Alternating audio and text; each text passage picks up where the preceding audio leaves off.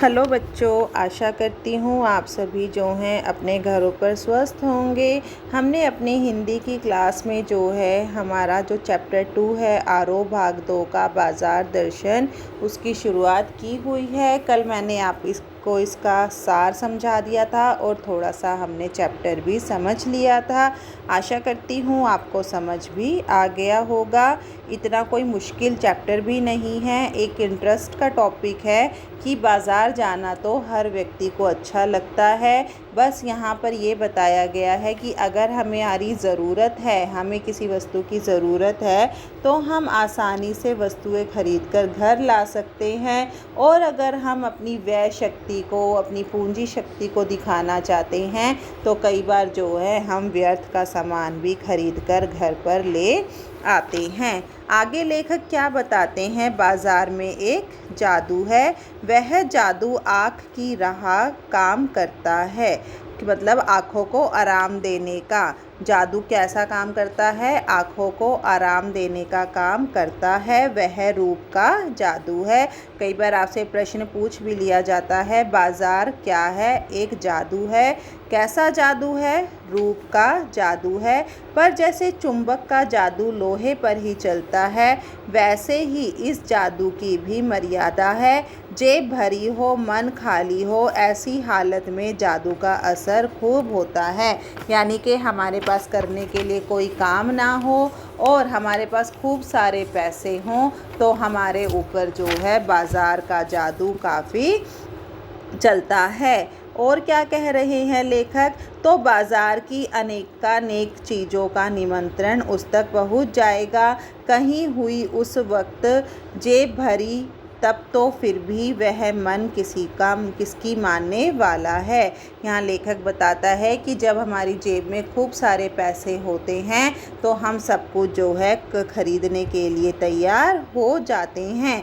मालूम होता है यह भी लूँ वह भी लूँ, मतलब हमारा मन जो है सब कुछ लेने का करता है। सभी सामान ज़रूरी और आराम को बढ़ाने वाला मालूम होता है। हमें बाज़ार जाने पर हमारी अगर जेब में खूब सारे पैसे हैं तो हमें ऐसा लगता है सभी वस्तुओं को देखकर कि सभी हमारी ज़रूरत की वस्तुएं हैं। पर जब यह जादू का असर है, सिर्फ जब ये असर कब तक रहता है, जब तक हमारे ऊपर बाज़ार का जादू छाया रहता है। जादू की सवारी उतरी की पता चलता है कि फैंसी चीज़ों की बहुतायत आराम में मदद नहीं होती बल्कि खलल ही डालती है। कि अगर हम बहुत सारी वस्तुएं खरीद लाते हैं, कई बार तो हमें कई वस्तुओं का उपयोग करना भी नहीं आता तो वो वस्तुएं व्यर्थ ही चली जाती हैं।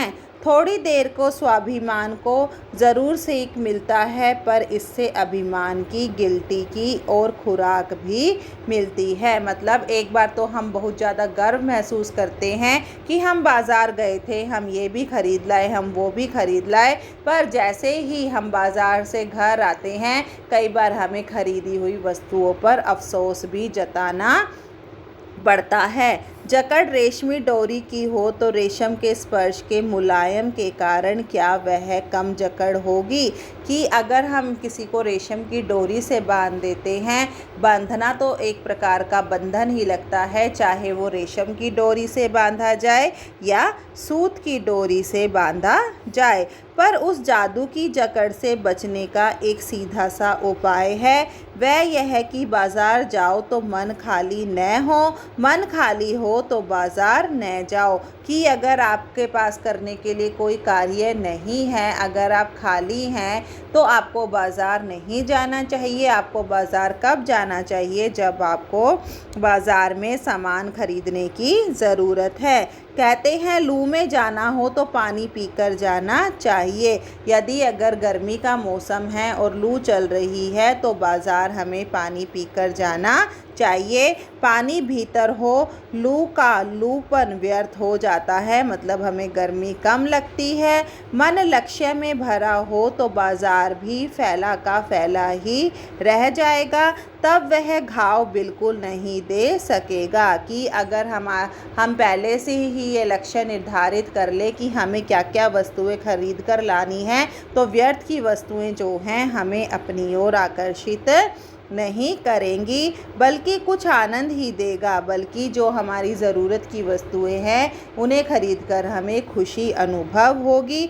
तब बाज़ार तुमसे कृतार्थ होगा, क्योंकि तुम कुछ न कुछ सच्चा लाभ उसे दोगे। यानी कि बाज़ार जो है तुम्हारे प्रति धन्यवाद दिखाएगा कि तुमने जो है उससे उचित वस्तुएं खरीद ली है। बाज़ार की असली कृतार्थता है आवश्यकता के समय काम आना। यानी कि बाज़ार में जाकर अगर हम उस समय वस्तुएं खरीदते हैं जिस समय हमें उनकी ज़रूरत है, तो हम बाज़ार का जो उद्देश्य है, जो लाभ है, उसको पूरा कर पाते हैं। आगे क्या कहते हैं हमारे जैनेंद्र कुमार जी, यहाँ पर अंतर्चिल लेना भी ज़रूरी है। मन खाली नहीं रहना चाहिए, इसका मतलब यह नहीं कि मन बंद रहना चाहिए। जब बंद हो जाएगा तो शून्य हो जाएगा। शून्य होने का अधिकार बस परमात्मा का है, जो सनातन भाव से संपूर्ण है, शेष सब अपूर्ण है।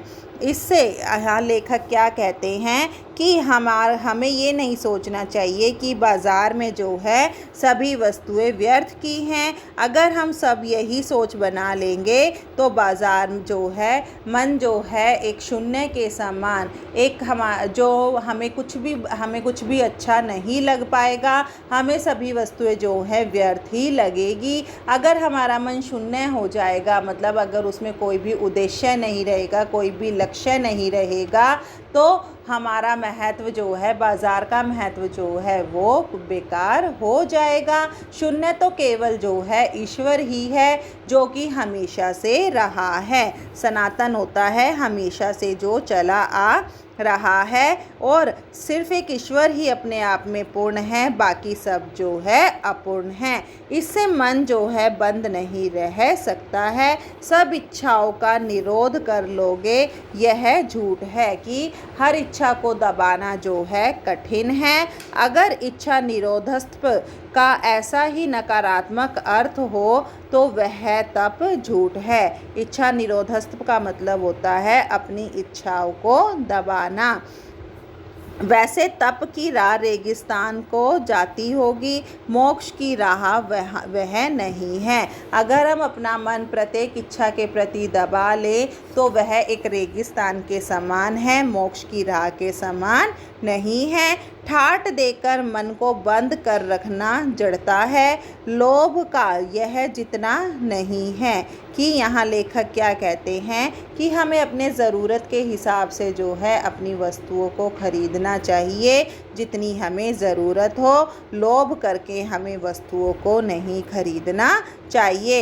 यानी मन में वहाँ नकार हो, यह तो लोभ की ही जीत है और आदमी की हार है। यदि हम किसी लालच में पड़कर, लोभ में पड़कर किसी वस्तु को खरीद लेते हैं तो वहाँ लोभ की जीत हो जाती है, लालच की जीत हो जाती है और मनुष्य की हार हो जाती है।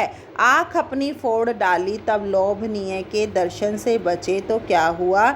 ऐसे क्या लोभ मिट जाएगा। और कौन कहता है कि आँख फूटने पर रूप दिखना बंद हो जाएगा। यहाँ लेखक क्या आँख बंद करके ही हम अपने सपने लेते हैं और वे क्या सपने चैन भंग नहीं रहते हैं। इससे मन को बंद कर डालने की कोशिश तो अच्छी नहीं है। यहाँ लेखक कहते हैं क्या हम बंद आँखों से ही सपने देखते हैं। कई बार कुछ सपने ऐसे होते हैं जिन्हें हम खुली आँखों से भी देख लेते हैं। ज़रूरी नहीं है किसी वस्तु को देखने के लिए हमें आँखों की ज़रूरत हो।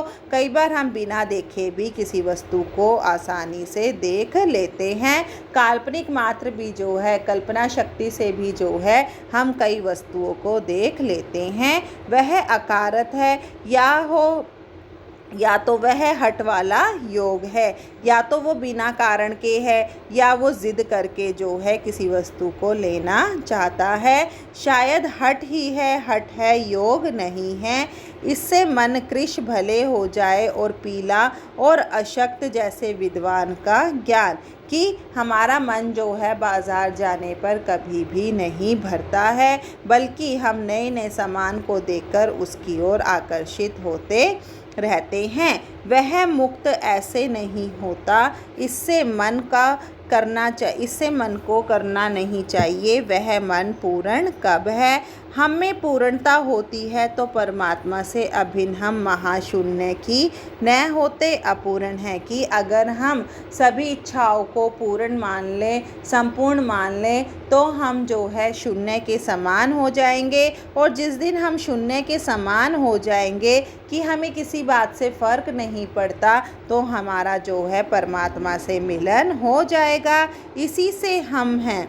सच्चा ज्ञान सदा इसी अपूर्णता के बोध को हम में गहरा करता है। सच्चा कर्म सदा इस अपूर्णता की स्वीकृति के साथ ही होता है कि हम जो सच्चा कार्य करते हैं वो इस बात को स्वीकार करता है। अतः उपाय कोई वही हो सकता है जो बलात् मन को रोकने को न कहे, जो मन को भी इसलिए सुने क्योंकि वह अप्रयोजनीय रूप से हमें नहीं प्राप्त हुआ है।